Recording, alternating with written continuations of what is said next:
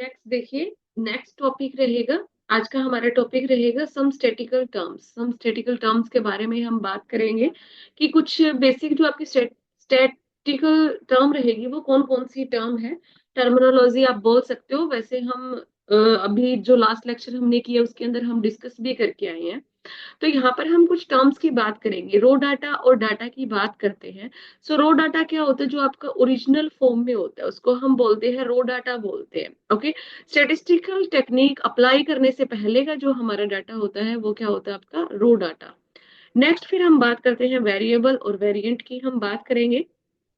जो वेरिएबल होते हैं, कोई भी करेक्टरिस्टिक जो वरी करते हैं one individual to other individual is called a variable या फिर वेरिएंट हम बोलते हैं। जैसे कि एज, इनकम, हाइट, इंटेलिजेंसी हो गई। ओके, तो कुछ ऐसे वेरिएंट्स होते हैं जिनको हम मेजर कर सकते हैं और कुछ ऐसे होते हैं जो डायरेक्टली मेजर नहीं किए जा सकते हैं। वो आपके अलग अलग टाइप के रहेंगे। सो यहाँ पर हम पहले भी करके आए, बट यहाँ पर थोड़ी थोड़ी टर्म दी हुई है तो वो आपको थोड़ी ध्यान में रखनी है। जैसे आपके वेरिएबल टू टाइप के रहेंगे, कॉन्टिन्यू वेरिएबल, डिसकॉन्टिन्यू और आपके डिस्क्रीट वेरिएबल। ओके, तो देखिए भी आगे हम बात करते हैं कॉन्टिन्यू वेरिएबल की बात करेंगे। कॉन्टिन्यू वेरिएबल कौन से वेरिएबल होंगे जिनकी value with in certain range के अंदर जो आएगी, कैसे, जैसे कि 44.0 kg, 44.6 kg, 44.65 kg, ये आ जाते हैं आपके कॉन्टिन्यू वेरिएबल के अंदर। और अगर हम बात करते हैं डिस्क्रीट वेरिएबल की हम बात करेंगे, डिस्क्रीट वेरिएबल के अंदर आपकी जो फिक्स वैल्यू है वो आएगी, एक फाइनाइट नंबर में आप बोल सकते हो। ठीक है, नेक्स्ट देखिए फिर कॉन्टिन्यू सीरीज। कॉन्टिन्यू सीरीज कौन सी होती है, जो आपकी अरेंज की हुई होती है एक सीरीज की फॉर्म में, जिसको हम एक्सक्लूसिव सीरीज भी बोलते हैं। ये आपका प्रीवियस ईयर के अंदर क्वेश्चन पूछा है कि एक्सक्लूसिव सीरीज कौन सी होती है। जो कॉन्टिन्यू सीरीज होती है उसी को क्या बोलते हैं, एक्सक्लूसिव सीरीज। और नेक्स्ट अगर डिस्क्रीट और डिसकंटिन्यू सीरीज की बात करते हैं, सो वो आपके जो डिस्क्रीट वेरिएबल होते हैं ना, जिनको हम अरेंज करते हैं एक सीरीज के अंदर, वो होते हैं आपके डिस्क्रीट या फिर कॉन्टिन्यू सीरीज हम बोलेंगे। ओके, देखिए किस तरीके से किस तरीके से आपकी होते हैं। मान लीजिए डिस्क्रीट की अगर बात करते हैं हम, देखिए थोड़ा सा मैं आपको समझा देती हूँ। देखिए अगर बात करते हैं हम डिस्क्रीट की, अगर जहां पर हम बात करेंगे, जैसे कि हमारे जो वेरिएबल्स है 1 2 3 4 5 और फ्रीक्वेंसी 5 8 4 3, ये हो गए हमारे डिस्क्रीट सीरीज। ठीक है, और अगर हम कॉन्टिन्यू सीरीज की बात करते हैं तो वेरिएबल की बात करेंगे, like 1 to 10, 10 to 20, 20 to 30। Frequency की बात करेंगे, कितनी फ्रीक्वेंसी है, 1 to 10, 5 टाइम्स, 9 टाइम्स, तो ये होते हैं आपके कॉन्टिन्यू सीरीज। आई थिंक समझ में आ गए होंगे, इतना कोई टिपिकल है नहीं। नेक्स्ट हम बात करते हैं एरे की, हम बात करेंगे एरे क्या होता है, अरेंजमेंट करना डाटा को in order of the decreasing either increasing. Okay, जहां पर डिक्रीजिंग और सॉरी डिसेंडिंग और असेंडिंग ऑर्डर में जहां पर हम अरेंज करते हैं डाटा को। अब अगर बात करते हैं डिसेंडिंग ऑर्डर की, डिसेंडिंग ऑर्डर होता है जहां पर अरेंज किया जाता है highest value to lowest value. और जो असेंडिंग होता है वो इसी का सेम अपोजिट होता है, जिसको हम डाटा को अरेंज करते हैं lowest value to highest value. Next फिर हम बात करते हैं रेंज की, बात करेंगे रेंज क्या होता है, जो डिफरेंस होता है लार्जेस्ट और स्मॉलेस्ट नंबर के अंदर, वो उसका जो डिफरेंस होता है उसको हम बोलते हैं रेंज। नेक्स्ट फिर हम बात करते हैं class, class interval and class limit. Class की बात करते हैं, सो यहाँ पर आपको क्या दिया हुआ है, यदि हम कोई भी हमारे पास डाटा होता है या सीरीज होता है उसको डिवाइड करते हैं ग्रुप्स में, एंड ग्रुप की जो ग्रुप जो होता है वो लिमिट, कुछ तो लिमिट होती है ना उसकी, कुछ तो लिमिट बाउंड्रीज होती है, तो उस एक हर एक ग्रुप को हम क्या बोलते हैं, क्लास बोलते हैं। जहां पर उसकी वैल्यू एंड होती है उसको क्लास लिमिट बोलते हैं, क्लास उसको लिमिट बोलेंगे। और जो बीच का जो पोर्शन होता है, हाईएस्ट और लोवेस्ट का जो पोर्शन होता है उसको हम क्या बोलते हैं, इंटरवल बोलेंगे उसको हम। ठीक है, जैसे कि यहाँ पर दिया हुआ आपको इंटरवल, यानी कि difference between the lowest limit and upper limit. Class interval की बात करते हैं, तो इंटरवल क्या होता है यहाँ पर, जैसे आपको दिया गया है 1 to 10, 11 to 20, ये क्या हो जाते हैं कि आपको कितने ग्रुप दिए गए हैं, 1 to 40 is group into 4 classes, 4 classes के अंदर डिवाइड किया गया है। जैसे कि 1 to 10 एक हो गया, 11 to 20 दो हो गया, 21 to 30 तीन हो गया, और 31 to 40 4 हो गया। तो यहाँ पर ये क्या होगी, आपकी 4 क्लास हो गई। फिर अगर हम क्लास लिमिट की बात करेंगे, क्लास लिमिट क्या होती है, जैसे फर्स्ट है, फर्स्ट to 10, तो 1 जो है वो क्या है आपकी लोअर लिमिट, और 10 क्या है आपकी अपर लिमिट। 30 और 40 के बीच में बात करते हैं, सो जो 31 है वो क्या है आपकी लोअर लिमिट, और जो 40 है वो क्या है आपकी अपर लिमिट। ठीक है, नेक्स्ट देखिए। नेक्स्ट हम बात करते हैं क्लास मार्क और मिड पॉइंट और मिड वैल्यू की हम बात करेंगे।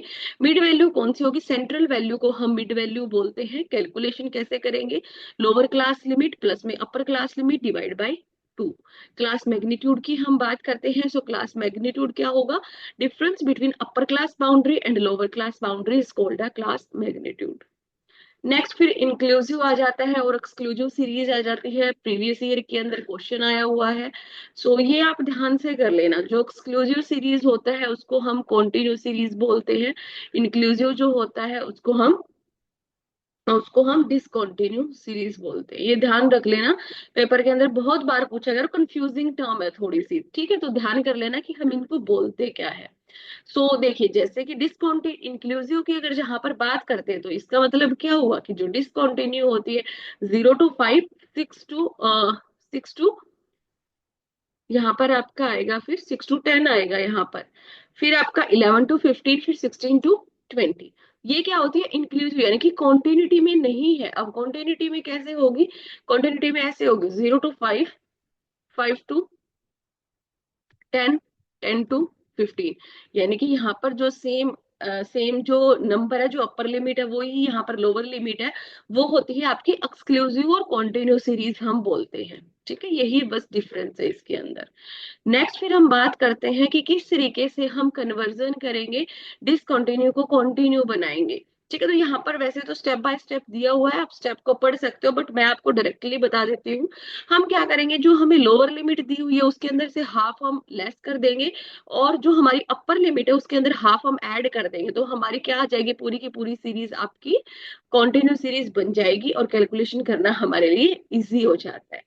देन नेक्स्ट हम बात करते हैं फिर कॉम्युलेटिव फ्रीक्वेंसी डिस्ट्रीब्यूशन की बात करेंगे। जो आपका कॉम्युलेटिव फ्रीक्वेंसी डिस्ट्रीब्यूशन होता है, फर्दर आपके 2 टाइप्स का रहेगा, लेस देन सीरीज और आपकी मोर देन सीरीज।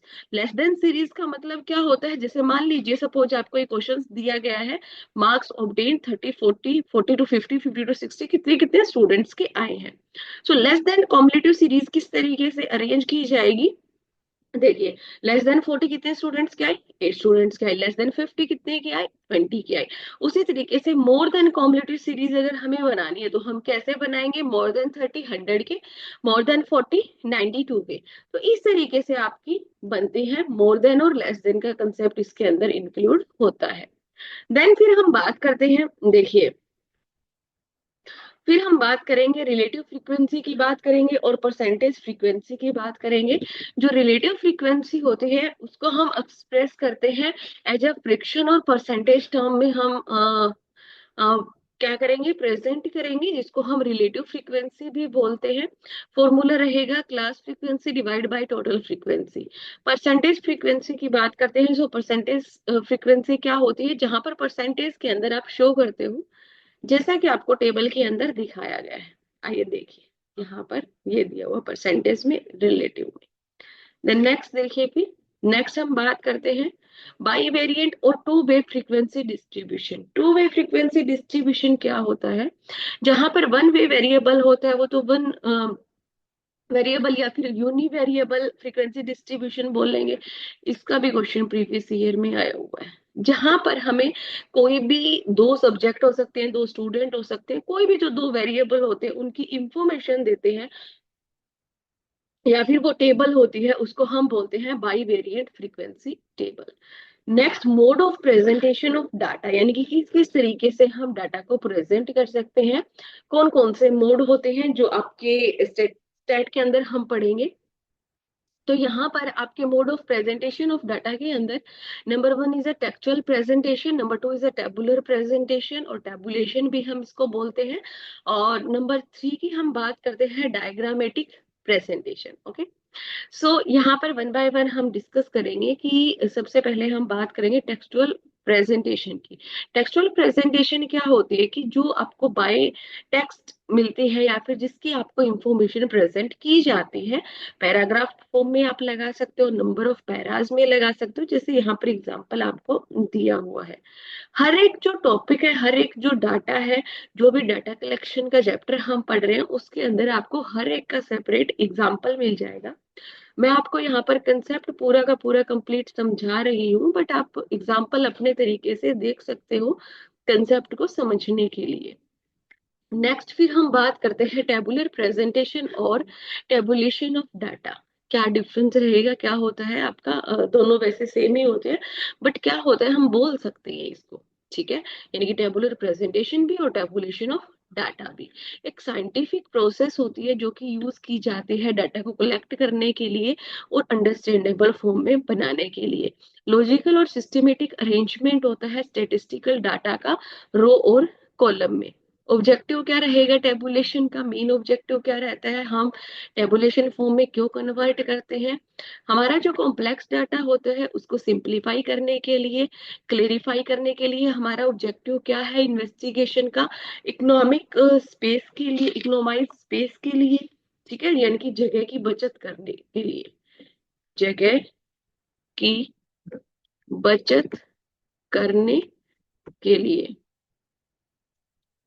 नेक्स्ट है कंपैरिजन करने के लिए, नेक्स्ट है पैटर्न जानने के लिए हमारा क्या पैटर्न है, नेक्स्ट है फर्दर फ्यूचर की स्टडी करने के लिए, स्टेटिस्टिकल एनालिसिस करने के लिए, डिटेक्ट करने के लिए एरर और ओमिशन। नेक्स्ट है करेक्टरिस्टिक ऑफ डाटा, डाटा को पहचानने के लिए कि किस टाइप का आपके पास डाटा है। नेक्स्ट देन हम बात करते हैं essential part of statistical table. कौन कौन से आपके एसेंशियल पार्ट रहेंगे। Number 1 is a table number. सबसे पहले आप क्या करोगे, नंबरिंग प्रोवाइड करोगे उसको आइडेंटिफाई करने के लिए, ठीक है, कि आपके जो टेबल नंबर है वो कौन सी है, नंबर को पुट अप करना। ओके, नेक्स्ट आपका टाइटल ऑफ द टेबल, जो आपने टेबल प्रिपेयर की है उसका टाइटल क्या है, ताकि आपको क्लियरली आप देख सको, क्लियरली आप समझ सको। डेट को प्रिपेयर करोगे, डेट को रिटर्न करोगे टेबल के ऊपर क्रोनोलॉजिकल ऑर्डर में सेट करने के लिए। नेक्स्ट स्टब और रो डेजिग्नेशन, ये प्रीवियस ईयर में पूछा गया था कि स्टब क्या होता है, रो को हम क्या बोलते हैं, स्टब बोलते हैं। इंपॉर्टेंट कंसेप्ट है। जो भी मैं आपको यहाँ पर टिक करवा रही हूँ वो आपके प्रीवियस ईयर के क्वेश्चंस हैं, तो इनको ध्यान में रख लेना, ठीक है। नेक्स्ट है कैप्शन, ये भी पूछा गया है और एक्सपेक्टेड क्वेश्चन भी आपका बन सकता है दोबारा से कि पूछा जा सकता है, ठीक है, क्योंकि कुछ ही एक जो टर्म है जो आपकी अजीब सी टर्म लगेगी, बट वो उनके जो मीनिंग रहेंगे वो सिमिलर रहेंगे और पेपर के अंदर वही पूछे जाते हैं। कॉलम को हम क्या बोलते हैं, कैप्शन बोलते हैं। नेक्स्ट देखिए फिर, नेक्स्ट है body of table. Table, body of table क्या होता है कि उस टेबल के अंदर क्या क्या कंटेंट आपने लिख रखा है, क्या क्या एक्चुअली के अंदर डाटा प्रेजेंट कर रखा है, अरेंज करना पर्टिकुलर मैनर के अंदर। Unit of measurement, unit of measurement के अंदर, यूनिट ऑफ मेजरमेंट के अंदर क्या क्या लिखोगे आप, if different unit has been adopted they should be standard alone the step and caption, यानी कि सभी आप यूज करते हो, स्टेप को भी यूज करते हो, यानी कि रो को भी यूज करते हो और आप कॉलम को भी यूज करते हो। नेक्स्ट से ही, यानी कि मेजरमेंट किस यूनिट के अंदर आप कर रहे हो। सोर्स ऑफ नोट्स, नोट्स कहाँ पर लिखते हो, बॉटम में लिखते हो टेबल के ऑलवेज, यानी कि क्या क्या सोर्स, कहाँ कहाँ से आपने डाटा को कलेक्ट किया है, प्राइमरी सोर्स से और सेकेंडरी सोर्स से। नेक्स्ट है फुटनोट और रेफरेंस। फुटनोट और रेफरेंस ये भी आपके बॉटम में लिखे जाते हैं टेबल के। एक स्टेटमेंट होती है जहां पर एक्सप्लेनेशन होता है कुछ स्पेसिफिक आइटम्स का, जो अगर कोई दूसरा पर्सन अगर उसको देख रहा है, पढ़ रहा है, तो फुट नोट्स के अंदर वो आके देख सकता है, कोई भी अगर टेक्निकल आपने चीजें यूज कर रखी है तो उस केस के अंदर। नेक्स्ट फिर हम बात करते हैं डिफरेंस की, बात करेंगे difference between textual and tabular presentation. दोनों के अंदर क्या डिफरेंस रहेगा, यानी कि टेक्सुअल में क्या था कि आपको पैराग्राफ फॉर्म में मिलेगा, और टेबुलर में क्या है कि आपको टेबल फॉर्म में मिलेगा। सो कंपैरिजन करने के लिए डिफरेंस रहेगा, रो और कॉलम का डिफरेंस रहेगा। नेक्स्ट है कॉम्प्लिकेटेड डाटा को हम रिप्रेजेंट कर सकते हैं टेबुलेशन फॉर्म के अंदर, जो कि इजीली रहेगा। ठीक है। नेक्स्ट है विदाउट टेबुलेशन, यानी कि विदाउट टेबुलेशन स्टेटिस्टिकल एनालिसिस करना हमारे लिए पॉसिबल नहीं होता। एक तो हमारे पास टेबल फॉर्म में होता है तो वहां से हमारे लिए बहुत इजी हो जाता है, हमें क्लियरली शो होता है कि ए के पास कितना है, बी के पास कितना है, सी के पास कितना है। ठीक है, कोई भी आइटम आप लगा सकते हो। नेक्स्ट देखिए, फिर इट मस्ट डायग्रामेटिकली रिप्रेजेंटेशन, हम उसको डायग्रामेटिकली रिप्रेजेंट भी कर सकते हैं। फिर हम बात करते हैं डायग्रामेटिकली रिप्रेजेंटेशन किस किस टाइप से होता है आपका। टाइप ऑफ डायग्राम्स, जो डायग्राम्स होते हैं स्टैटिस्टिकल, हम जब रिप्रेजेंट करते हैं तो उनको हम कर सकते हैं चार्ट, डायग्राम, पिक्चर्स के फॉर्म में या फिर कोई अदर अट्रैक्टिव मेथड के अंदर रिप्रेजेंट हम कर सकते हैं, जिसको कोई भी पर्सन जो है वो समझ सकता है। एजुकेटेड सेक्शन भी और जैसे कि अनएजुकेटेड सेक्शन, यानी कि वो एस्टिमेशन लगा सकते हैं डायग्राम को देख के। लाइक बच्चे होते हैं, जब उनको सिखाते हैं तो उनको ज्यादातर जो चीजें होती है वो डायग्रामेटिकली हम सिखाते हैं, ताकि उनके दिमाग में एक पिक्चर क्रिएट हो जाए और इजीली समझ में आ जाए। नेक्स्ट है type of diagram, line diagram होता है या फिर हिस्टोरी डायग्राम आप बोल सकते हो, बार डायग्राम एंड पाई चार्ट। आइए देखिए रूल क्या रहेंगे आपके डायग्राम को बनाते time. Number one is a title, title होना चाहिए सुटेबल। फुट नोट्स पढ़ के आए हैं, सोर्स नोट। ठीक है, सोर्स नोट भी आप कहाँ पर लिखते हो, सोर्स नोट आप लिखते हो कि आप लिखोगे यहाँ पर दिया हुआ आपको bottom of the diagram, diagram के बॉटम में आप लिखोगे where data have been taken, कहाँ से आपने डाटा को लिया है। नीट एंड अट्रैक्टिव होना चाहिए। Size of diagram, size of diagram जो है वो डिपेंड करता है कि आपने डाटा किस फॉर्म में लिया है और कितना बड़ा या फिर किस टाइप ने आपका आपने डाटा रिप्रेजेंट किया है। Section selection of scale, selection of scale के अंदर आ जाता है। देखिए नेक्स्ट क्या बताया गया है आपको, सिलेक्शन ऑफ स्केल जो रहेगा, डायग्राम जो है वो ना ही ज्यादा बड़ा होना चाहिए और ना ही ज्यादा छोटा होना चाहिए।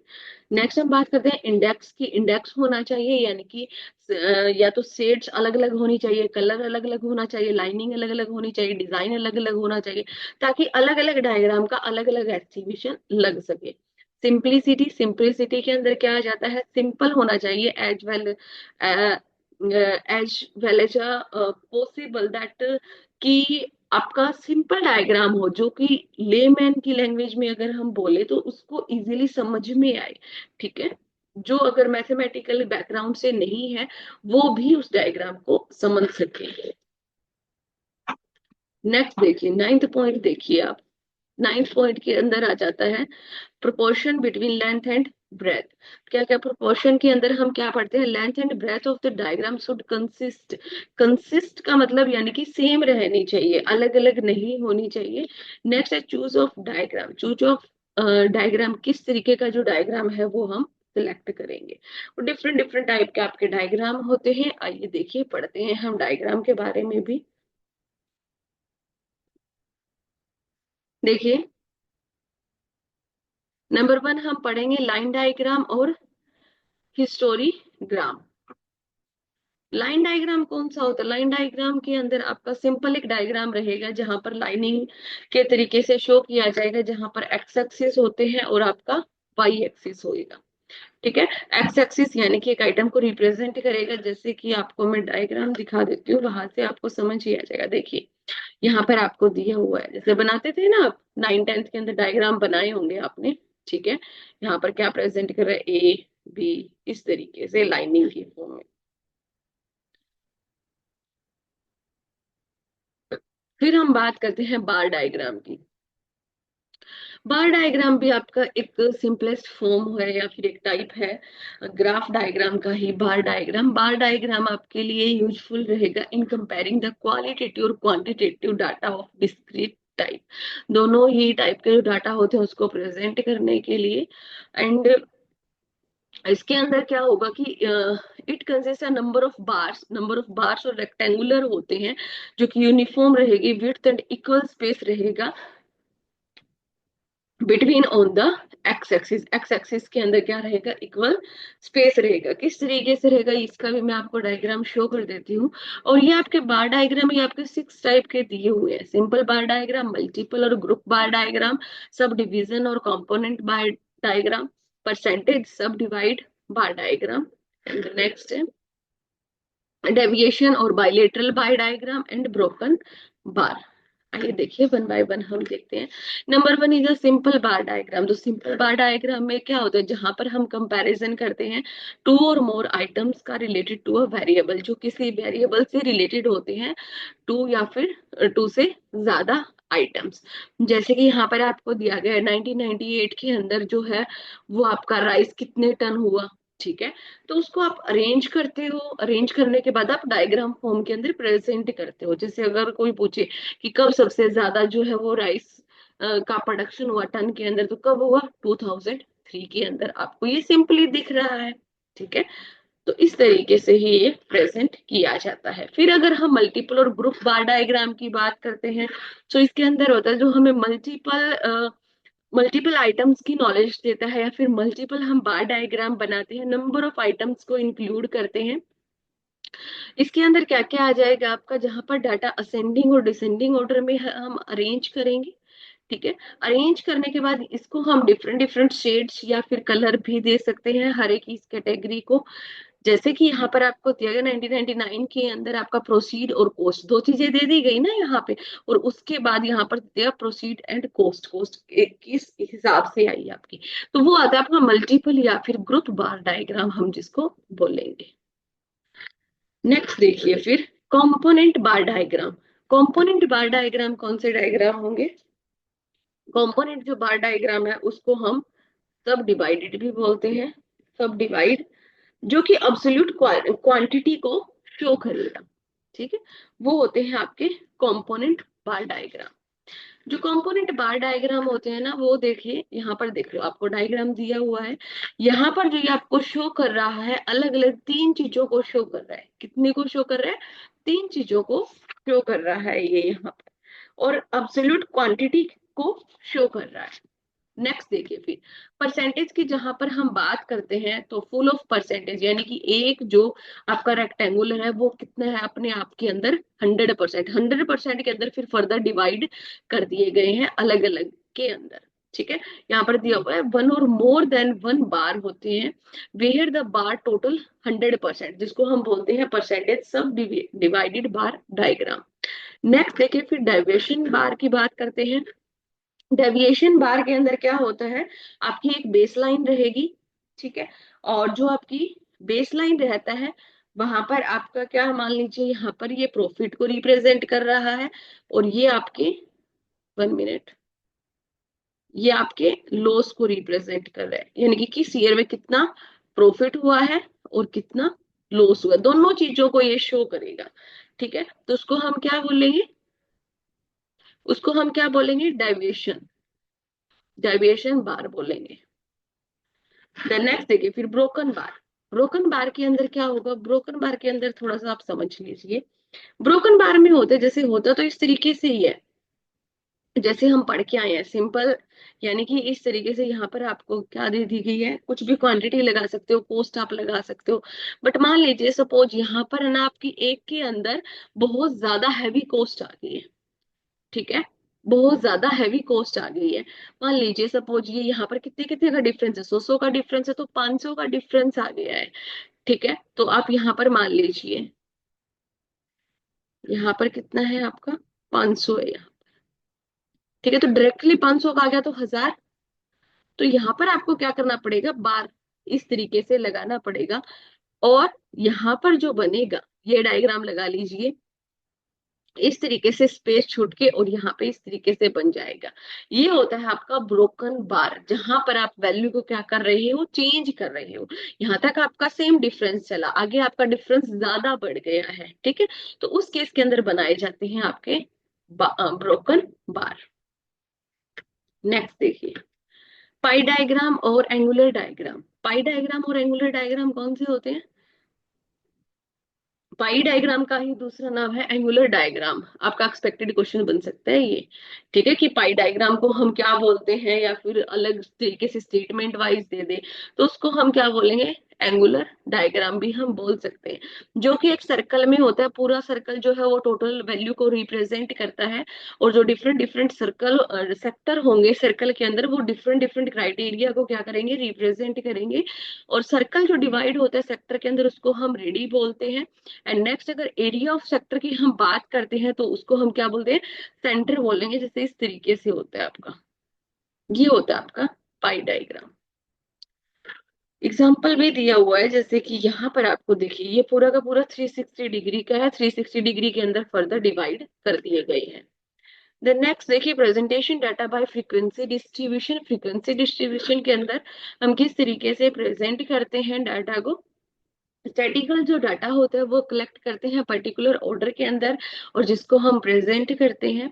जो हमारा डाटा होता है उसको हम प्रेजेंट करते हैं, अरेंज करेंगे सीरियल ऑर्डर के अंदर, अल्फाबेटिकली ऑर्डर के अंदर कर सकते हैं, असेंडिंग ऑर्डर डिसेंडिंग ऑर्डर में कर सकते हैं, टेबल और चार्ट की फॉर्म में भी कर सकते हैं।